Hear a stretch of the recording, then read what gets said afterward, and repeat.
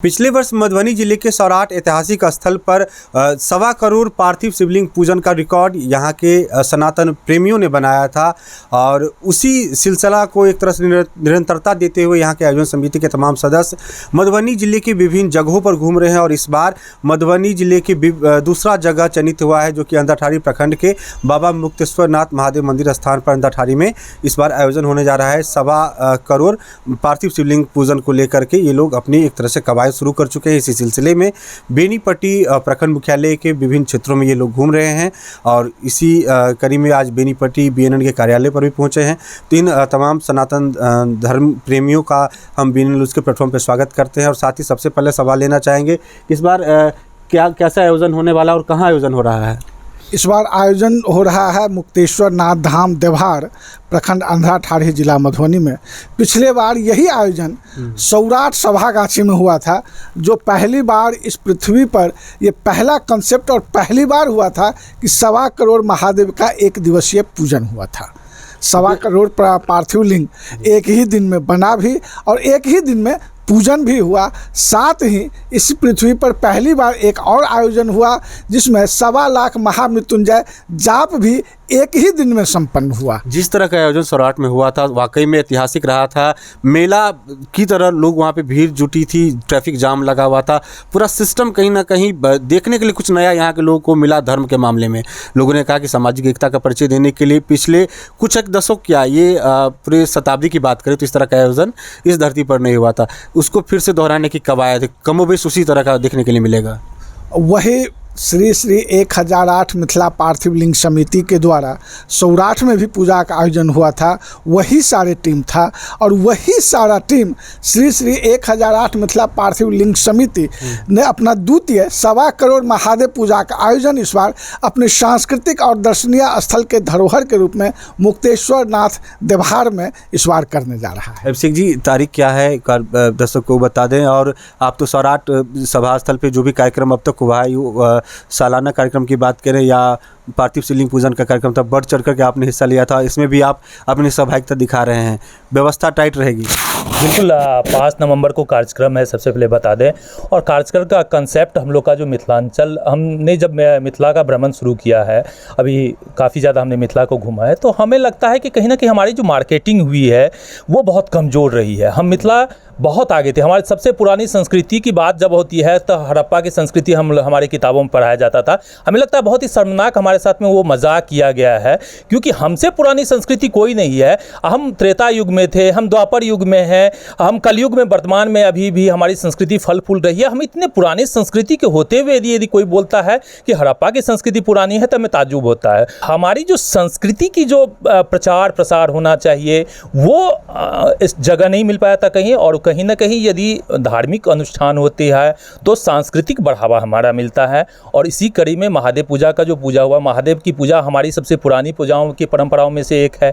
महादेव पूजा का प्रकोप आप देखिएगा, जब इसका जो फ़ायदा हम लोगों को मिला कोविड का टाइम, आपको याद होगा कि सबसे ज़्यादा पैंडेमिक था, हमको लगता है हमारी लाइफ में सबसे ज़्यादा हमने देखा। और मिथिलांचल का मौत का रेशियो देखिए तो पहले के अपेक्षाकृत कम हुआ मौत, यानी कि हर महीने में हमारे जैसा, हम सौराठ गाँव के रहने वाले हैं, हमारे गाँव में अमूमन 2 से 3 आदमी की मृत्यु होती है। लेकिन कोरोना के समय में हमको लगता है 1 आदमी की मृत्यु नहीं होती थी महीने में, 2-2 महीने 3-3 महीने 1 आदमी की मृत्यु होती थी। तो हम लोगों का जो कल्चर है कहीं ना कहीं इसका बेनिफिट उस टाइम में दिखाया कि हमारी जो मौत रेशियो है बहुत कम है। इम्यूनिटी पावर पूरे भारत में रिसर्च हुआ तो उसमें कई सारे गाँव का इम्यूनिटी पावर बहुत ज़्यादा दिखाया गया कि हमारे बहुत मजबूत है। तो हमारा खान पान, हमारा कल्चर, हमारा संस्कृति कहीं ना कहीं बहुत मजबूत है और इसको जगाने की ज़रूरत है। तो अभिषेक जी, जिस तरह से आप लोग विभिन्न क्षेत्रों का दौरा कर रहे हैं, अभी बेनीपट्टी में आए हैं, लोगों को जानकारी दे रहे हैं, इससे जुड़ने के लिए कह रहे हैं, तो लोगों के मन में कैसा रुझान है, क्या उत्सुकता किस तरह की है? बिल्कुल, लोगों का जो आस्था है धर्म के मामले में, तो हमारी आस्था हम लोगों की बहुत ज़्यादा ही है। यदि देवघर की बात करें तो सबसे ज़्यादा मिथिलांचल से लोग जाते हैं देवघर में पूजा करने के लिए। तो बाबा के प्रति हम लोगों की असीम आस्था रही है। आपने सौराठ में देखा था लगभग 5 से 6 लाख के आसपास में वहाँ पे शिव भक्त पहुँचे थे, जिन्होंने बड़ी आस्था के साथ में पूजा पाठ किया। तो कहीं भी रिस्पांस, अभी हम लोग सरसों गांव गए थे और देखिए हमारे गमछा देख रहे होंगे कि वहाँ इतना अच्छा भव्यता से हम लोगों का स्वागत किया गया, इतना अच्छा हम लोगों का आदर किया गया और बताया गया कि हम लोग ज़रूर पूजा करने के लिए आएंगे, हमारे साथ में 1 से 2 टीम आएगी यहाँ पे पूजा करने। तो वो बहुत ज़्यादा इतना बड़ा आयोजन होता है, खर्च भी बहुत ज़्यादा होता है, तो उसका आर्थिक रूप से कहीं ना कहीं संकलन कैसे आप ही लोग स्वयं से कर लेते हैं?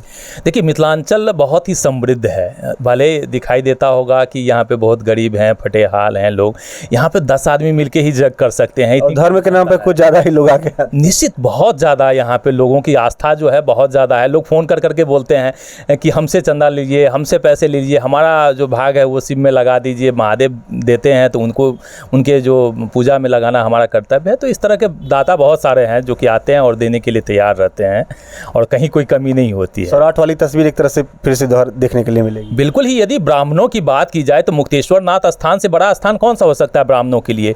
परशुराम की तपस्या स्थली है जहाँ परशुराम को मुक्ति मिला। और ब्राह्मण के यदि कोई बहुत बड़े यदि प्रखंड योद्धा हुए हैं, ब्राह्मण के यदि कोई बहुत बड़े क्षत्रप हुए हैं, तो परशुराम से बड़ा कौन हो सकता है? और परशुराम की तपस्या स्थली में ब्राह्मण का जो एक दिवसीय कार्यक्रम है, तो वहाँ पर निश्चित रूप से बहुत बड़ा आयोजन होगा। लाखों की भीड़ मौजूद है। लाखों की संख्या तो हम लोग, चूंकि जगह छोटी है, लेकिन निश्चित रूप से लाखों में कई लाख जुटने की जो संभावना हमको दिखाई दे रही है, वहाँ पे आदमी जुटेंगे। प्रभाकर जी, आप देवहार से हैं, देवहार मेज़बानी करने जा रहा है इस बार का जो पूजन महाआयोजन होने वाला है, कैसा उत्साह है क्षेत्र में लोगों में और किस तरह की तैयारी आप लोग कर रहे हैं?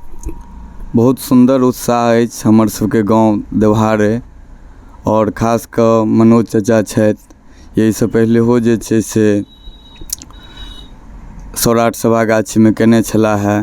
संतोष भैया छथि, तऽ हिनकर सबके पूर्ण योगदानसँ हमसब एकटा माध्यम छी, हमरा सबके मार्गदर्शन दऽ रहल छथि ई सब जे छै से।